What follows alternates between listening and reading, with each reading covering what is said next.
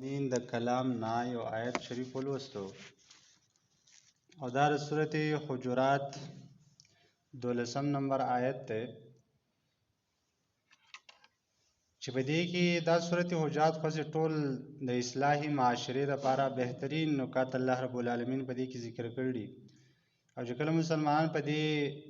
اصلاحات باندې او په دې نکات باندې او په دې آیاتونو باندې عمل وکړي نو د دې په وجه باندې یو بهترین او پرامن او خوشحاله معاشره جوړېدلی شي یو ښه کور په دې باندې جوړېدلی شي ښه ښځه او خاوند جوړېدلی شي ښه ګاونډي جوړېدلی شي ښه کلیوال جوړېدلی شي او ښه د ملک شهري او ښه د ملک باشنده جوړېدلی شي دې په وجه باندې نو په دې آیاتونو کې هغه خبرې کړی شوي چې دا که فرض که په انسان کې دغه صفتونه یي دغه خویونه یي نو د دې په وجه باندې په معاشره کې بګاړ پیدا کیږي په معاشره کې اختلافات پیدا کیږي بدګمانۍ پیدا کیږي په دې وجه الله رب العالمین فرمایي چې یا ایها الذین آمنو ای مؤمنانو اجتنبوا تاسو ډډه وکئ ځان وساتئ کثیرا من الظن د ډېر زیات ګمانونو نه په یو بل باندې ګمانونه ډېر زیات مه کوئ ولې ځکه چې ان بعض الظن یقینا چې ځینې ګمانونه اسم دا ګناه دی او دویمه خبره دا وکړه چې ولا تجسسو تاسو تجسس مه کوئ جاسوسي مه کوئ د خپلو مسلمانانو وروڼو د هغې عیبونه مه رالټوئ او دریمه خبره الله رب العالمین دا کوي چې ولا یغتب بعضکم بعضا بعضې د ستاسو نه د بعضو غیبت نه کوي الله فرمایي چې یحب احدکم ما خوښوي یو تن ستاسو نه ان یاکل لحم اخیه چې دا وخوري غوښه د ورور خپل میتن چې هغه مړي د مړ ورور غوښه څوک خوري فکرهتموه دغه تاسو بده ګڼئ نو واتقوا الله چې دا هر څه تاسو بد ګڼئ او دا نه دي په کار نو د الله نه ویرېږئ ان الله یقینا الله رب العالمین تواب الرحیم توبه قبلونکی او نهایت رحم کوونکی دی په دې آیات کې الله رب العالمین د ټول نه اولنۍ خبره چې کړله هغه دا ده چې تاسو ګمانونه مه کوئ په خپلو وروڼو مسلمانانو باندې اجتنبوا کثیرا من الظن تاسو ډېر زیات ګمانونو نه ځان وساتئ نو په دې آیت کې نکته دا ده په دې اولنۍ خبره کې چې ګوره الله رب العالمین داسې نه دی وایي چې تاسو د ګمان نه ځان وساتئ بلکې دا خبره یې کړله چې د ډېرو ګمانونو نه ځان وساتئ ډېر زیاته بدګماني په مسلمان په خپل ورور باندې مه کوئ د دې نه معلومیږي دا چې ګمان په ځینې صورتونو کې هغه جایز دی په چا باندې ګمان کول بدګماني کول د څه حده پورې جایز ده او بلکې په ځینې ګمان چې کوم دی نو خو غوره دی لکه نبی علیه الصلاة والسلام فرمایي چې ظن المؤمنین خیرا تاسو په خپل مسلمان ورور باندې ښه ګمان کوئ خو کله پورې ما لم یره شر تر څو پورې چې په هغې کې شر نه یې لیدلی شوی نو چې شر دې پکې نه لیدل د هغې پورې به ته په هغه باندې ښه ګمان کوې دا خو ممدوح ګمان دی په دې په شریعت کې د هغې مدح کړی شوی ده ښه صفت یې کړی شوی دی چې په خپل مسلمان ورور باندې ښه ګمان کوه او که داسې په هغې کې دوه داسې پهلوګانې یو کار وکړي په هغې کې دوه پهلوګانې نو ته هغه ښه پهلو ترې رااخله او هغه بده پهلو ترې مه رااخله لهذا ته پرې ښه ګمان کوه او غلط ګمان مه کوه مثلا یو سړی د هغه د جومات نه ووته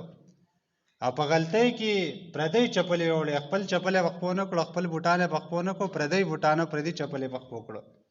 نو د دې دوه پهلوګانې یو دا کېدای شي دا انسان غلط شوی په غلطۍ کې دغه په خپو کړي دویم دا چې دا کېدای شي غلای کړي نو د مسلمان دپاره دا په کار دی چې ښه ګمان وکړي چې لکه مسلمان دی خطا شوی دی خطایي تې شوی ده خیر دی غلطي تې شوی ده بدګماني پرې مه کوه چې د غلا کړله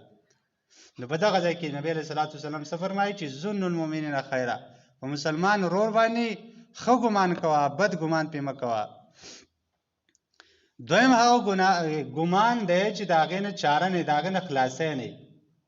لکه په عدالت کې یو مقدمه پیش کړی شوه او ګواهان پیش کړی شو اوس چې دغه جج او دغه قاضي فیصله کوي نو ظاهره خبره ده چې هغه ته خو دا پته نشته هغه یې بویلم هغه ته نشته خو چې کوم کسانو ګواهي کړله چې دا مسله داسې ده مثلا دا پلانی سړی دی پلاني سړی وجلی دی او ګواهان پرې پیش شو نو غالب ګمان دی کېدای شي دا ګواهان رښتیا وایي کېدای شي دروغ وایي خو چونکې قاضي ته ګواهان پیش شو دي نو دا به په غالب ګمان باندې دا فیصله کوي چې بالکل او دقه قاتل دی، نور د حقیقت نه خو الله خبر دی. نو دغه ګمان چې کوم دی دا جایز ګمان دی. په دغه ځای کې دا قاضي دا ګمان کولی شي چې بالکل او دې سړي به دا سړی وجلی ځکه ګواهان پې پیش کړی شو. دریم هغه صورت دی چې په هغې کې ګمان کول او بدګماني کول دا جایز دي. هغه کس چې په هغه کې ښکاره او واضحه نښې دي چې مثلا هغه ډاکو دی، د خلکو نه ډاکې کوي، د خلکو کورونه وهي، مالونه پټوي، یا د جوماتونو نه بیټریانې پټوي، یا د جوماتونو نه بل څه غلا کوي، سړي ته ښه پته ده چې دا غلاګر دی، نو په هغه باندې به د هغه نه به ځان ساتي. بدګماني به پکې چې دا غل دی، دا ډاکو دی، دا زاني دی، بدکاره دی، دا بدګماني به پکې ځانه به سادله او مسلمان داسې نه جوړی چې پرېږده مړه ښه غل دی خو بس لاک روپۍ مه ورکړي چې ځه ګرځه دا به ستا درسوي زموږ کور کې به حواله کړې. دا ښه ګمان په هغه نه کوې، دغه لاک روپۍ به نه وتښتوي بیا پسې ګرځې. نو په دغه ځای کې ته په دې نه یې ګناهګار چې ته په هغه باندې بدګماني وکړې. البته دا یوه خبره شریعت ده چې په دې ګمان باندې ته نه هغه ته سزا ورکولی شي، نه د هغه څخه د مسلمانۍ ناسته پاسته کټ کولی شي. البته ځان به تې ساتې، خپل ځان به تې په حفاظت کې ساتې. نو دغه ګمان چې کوم دی نو په دې کې یو مسلمان ګناهګار نه که فرض کا دغه په دغه سړي باندې څوک غلط ګمان کوي چېرې دا په دې کې دا حرکات شته، دا حرکات دی کوي. البته حرام ګمان چې کوم دی دلته الله رب العالمین د هغې نه منع کړله چې یا ایها الذین آمنوا اجتنبوا کثیرا من الظن. نو هغه دغه ګمان دی چې ته په یو سړي باندې بلا سبب او بغیر سره وجې نه ګمان کې